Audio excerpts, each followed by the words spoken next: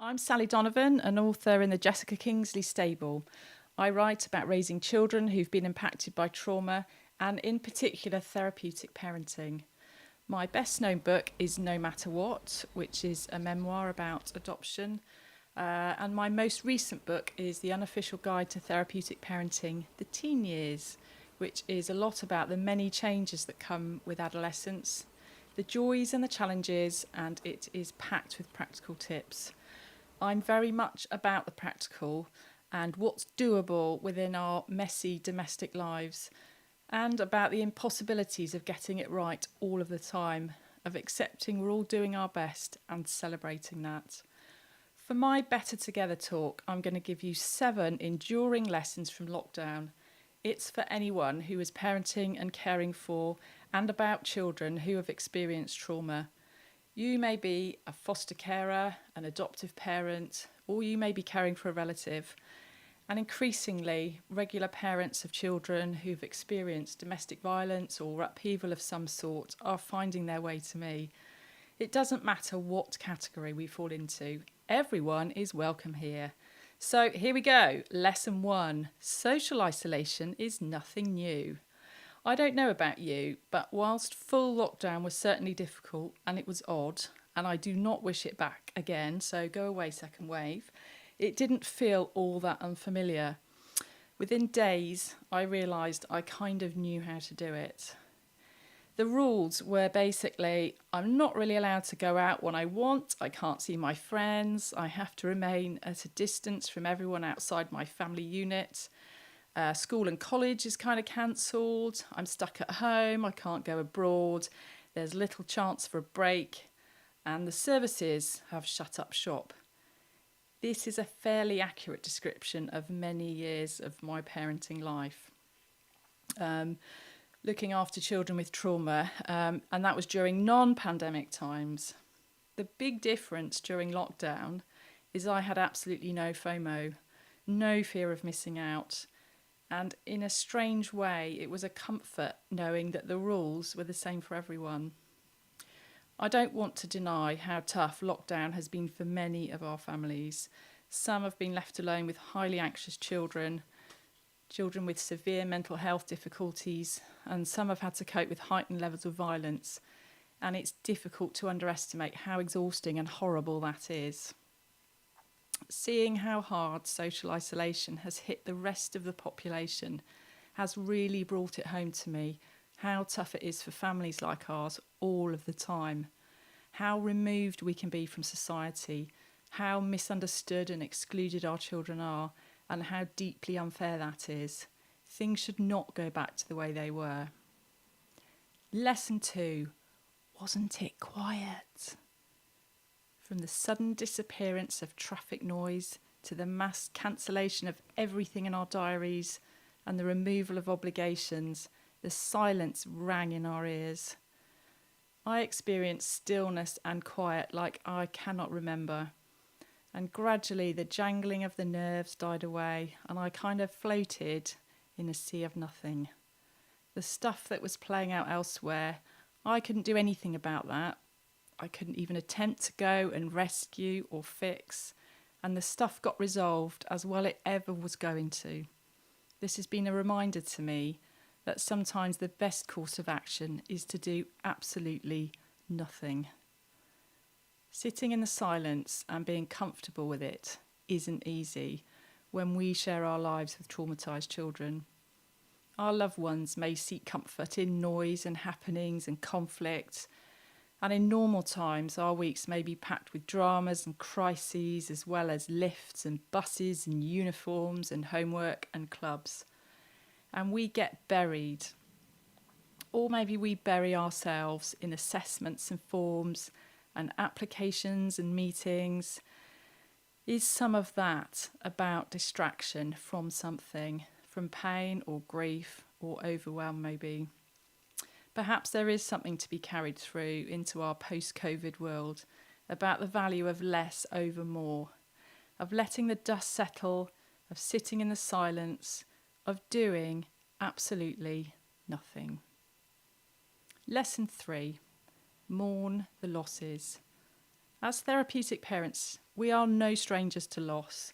We live with the losses our children have experienced, relationships that should have been and never were, and opportunities that are out of their grasp and which pass by at the wrong time.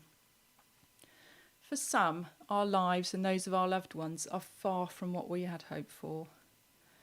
This pandemic has brought with it new losses, lost jobs, achievements snuffed out, more barriers to success where there were enough already, a loss of confidence in leadership and government, exposure of inequalities in health and education that have shocked many but are no surprise to those of us who live with the raw end of those inequalities in our daily lives. All of this must be mourned before we adjust to the new normal and move ahead, and we will.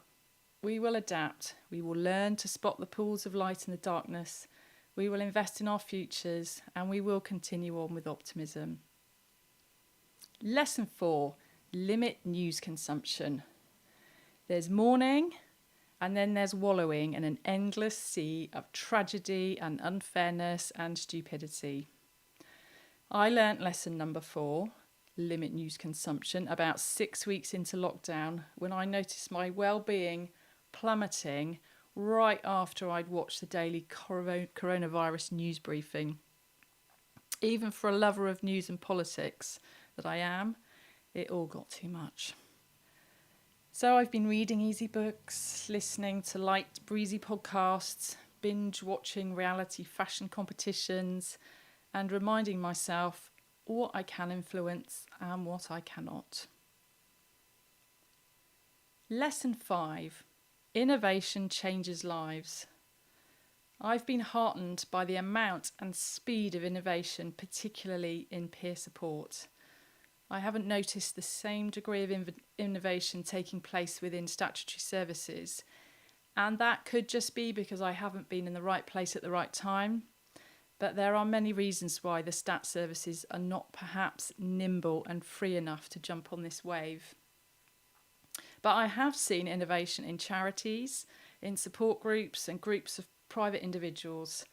I've seen an unleashing of generosity, of passion for caring, and a real desire to improve people's lives.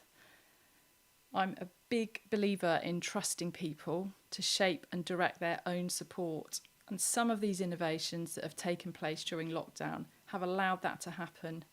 What we need now is for statutory services to follow that lead, to take down barriers to accessing help, and to hand some agency over to us. A notable innovation in the UK has been the COVID app. Millions of citizens record their symptoms every day, and a huge amount of data has been gathered. And not only that, the data is shared with users. You feel part of the team, not done to, but working with, assisting together for the greater good. There are vast opportunities to engage citizens in the field of mental health and trauma, causes, impacts, and what works. Trust the people, and they may just surprise you. Lesson 6. Rediscover the you-ness of you. I know not everyone's lockdown has meant having more time.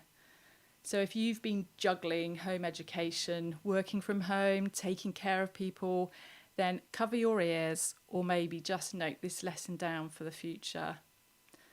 My own lockdown meant a big fall away in work, and it happened overnight.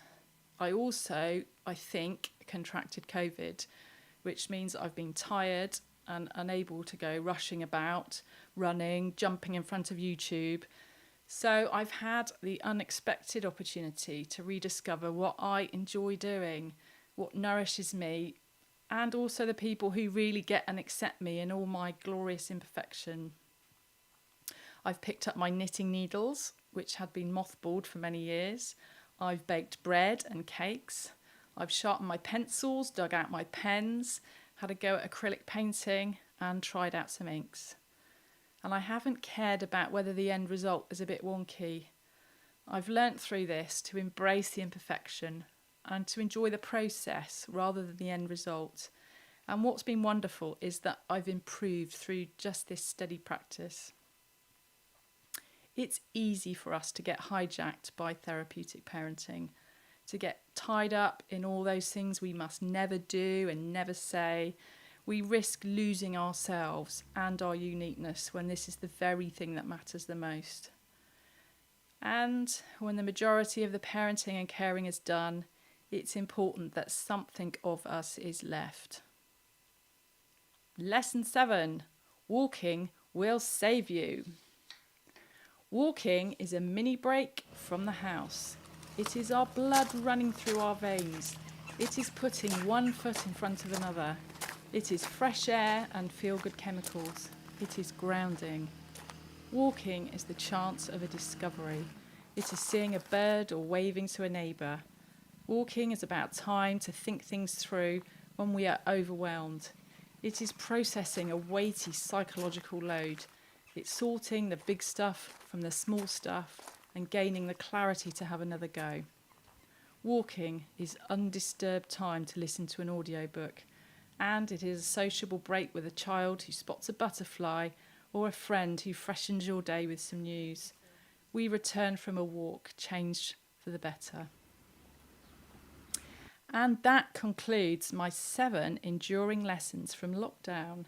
They were: social isolation is nothing new. Wasn't it quiet? Mourn the losses. Limit news consumption. Innovation improves lives. Rediscover the you-ness of you. And lastly, walking will save you. Whatever lockdown has thrown your way, I hope you have found some pools of light and some time to nurture yourselves. If you haven't, then plan in some for yourself as soon as circumstances allow. You can connect with me on Twitter at Sally D Writes. Find details of my books on jkp.com and many online booksellers. Or you can check out my website, sallydonovan.co.uk. Thank you very much for listening. I appreciate it very much. You're doing a great job. Bye.